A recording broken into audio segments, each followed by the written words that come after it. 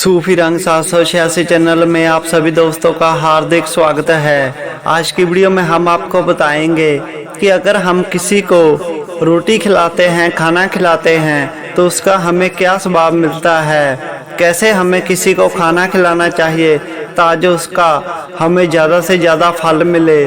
सो आप सभी से विनती है इस वीडियो को पूरा ज़रूर देखें और इस चैनल को भी ज़रूर सब्सक्राइब करें।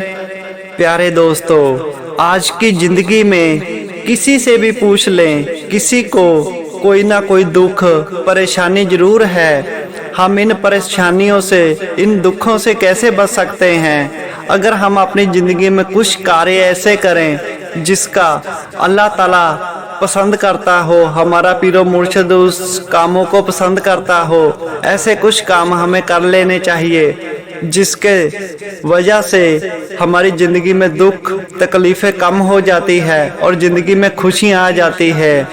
ऐसे ही कामों में से एक काम है किसी को खाना खिलाना या किसी की सहायता करना। हम अपनी ज़िंदगी में जैसा बीजेंगे वैसा ही काटेंगे, जैसा बोएंगे वैसा ही उगेगा। अगर हम अपनी ज़िंदगी में बुराई करते हैं, गलत काम करते हैं, तो उसका हमें गलत ही नतीजा मिलेगा। अगर हम नेकी करते हैं, अच्छे काम करते हैं, तो उसका फल भी हमें अच्छा ही मिलेगा। इस बात को अच्छी तरह समझाने के लिए हम आपको एक छोटा सा किस्सा बताएंगे जो आपको बहुत कुछ सिखाकर जाएगा, आपकी ज़िंदगी में रोशनी कर देगा। सो इस वीडियो को पूरे ध्यान से, पूरी लगन से सुने, तभी आपको इसकी समझ लगेगी। किसी गांव में एक बूढ़ी माता रहती थी जो अपने घर में अकेली ही रहती थी। वह अपने लिए खाना बनाती। उसकी एक आदत थी, वह हर रोज जब भी अपने लिए रोटी बनाती तो एक रोटी ज़्यादा बनाती।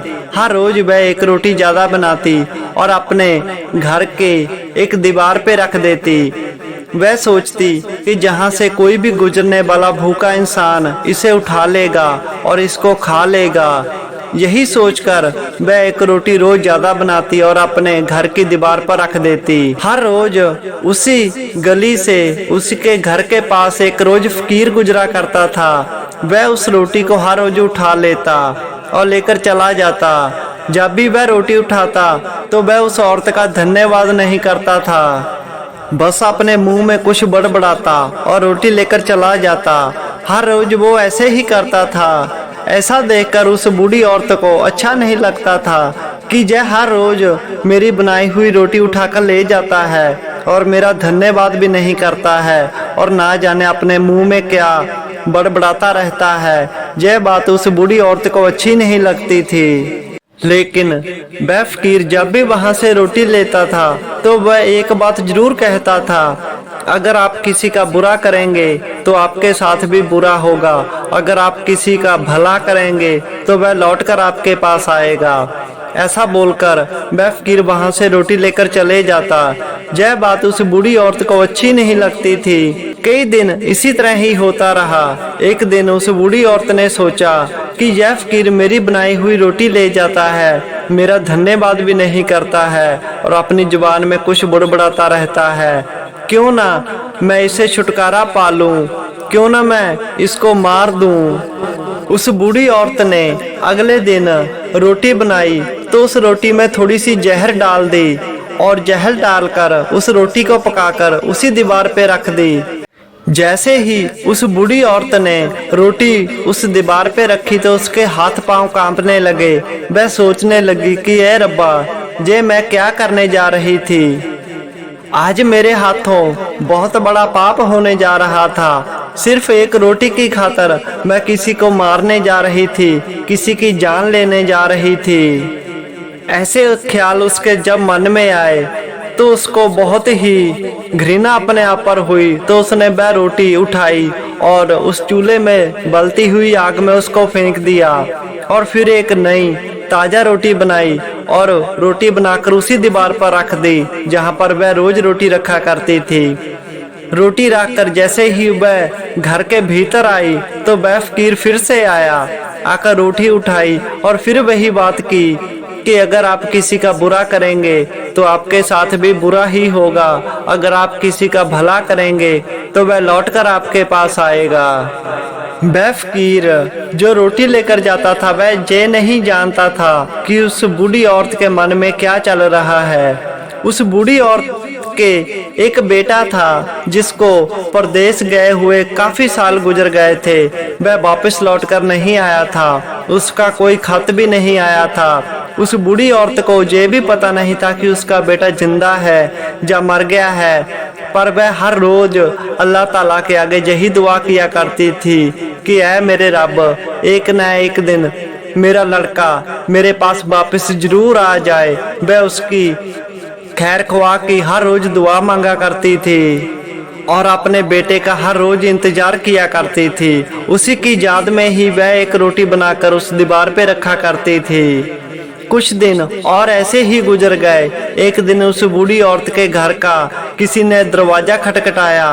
जब उस बूढ़ी औरत ने दरवाजा खोला तो जब उसने सामने देखा तो वह क्या देखती है, उसका वही बेटा जो परदेश गया हुआ था। कई साल हो गए वह वापस नहीं आया था। वह उसकी आंखों के सामने खड़ा था। यह देखकर वह हैरान हो गई और बहुत ज्यादा खुश हो गई कि बहुत सालों बाद उसने अपने बेटे को देखा था। लेकिन उसके बेटे का बहुत बुरा हाल था। उसके तन के कपड़े भी पाटे हुए थे। वह ऐसा लग रहा था कि वह बहुत ज्यादा बीमार है। कई दिनों से उसने भर पेट खाना भी नहीं खाया है। ऐसा लग रहा था कि वह कुछ ही पलों का मेहमान है।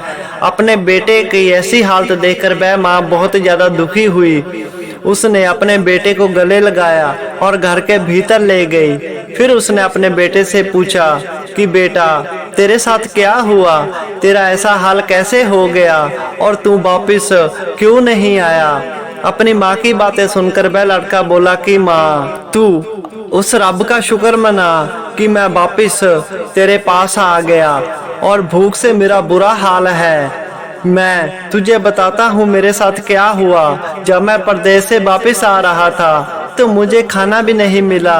कई दिन हो गए मैंने रोटी भी नहीं खाई थी। भूख से मेरा बुरा हाल था और मैं जब अपने घर को वापस आ रहा था तो घर से 1 मील दूर भूख प्यास के कारण मैं गिरकर बेहोश हो गया।